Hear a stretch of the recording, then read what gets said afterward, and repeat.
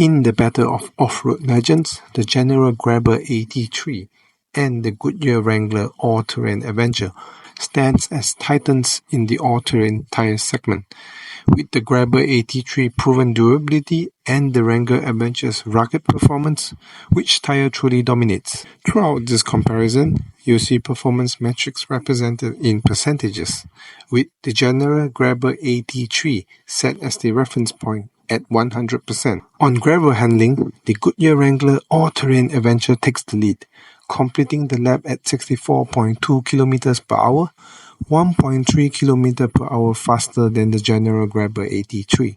However, in gravel braking, the Grabber AT3 fights back, stopping 0.1 meters shorter. Both tires are evenly matched in gravel traction, pulling with a force of 4.15 Newton each. In sand traction, the Grabber AT3 edges out with a pulling force of 1.9 Newton, just 0.03 Newton stronger than the Wrangler's 1.87 Newton.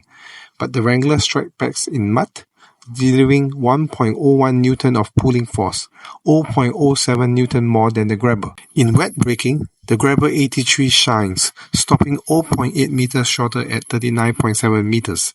It also handles wet roads faster, with a speed of 76.8 km per hour, which is 1.5 km per hour ahead of the Wrangler.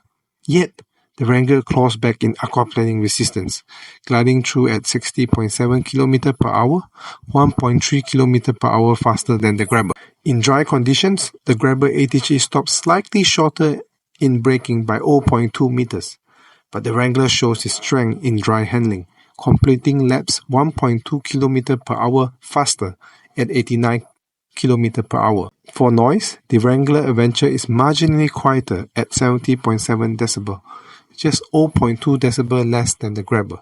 However, in rolling resistance, the Grabber performs better, offering 0.5 Newton per kilometer less resistance. In summary, the General Grabber AT3 shines with better wet performance and lower rolling resistance. On the other hand, the Wrangler Adventure excels in rugged terrains with its superior gravel handling and mud traction. Thanks for watching, and don't forget to subscribe.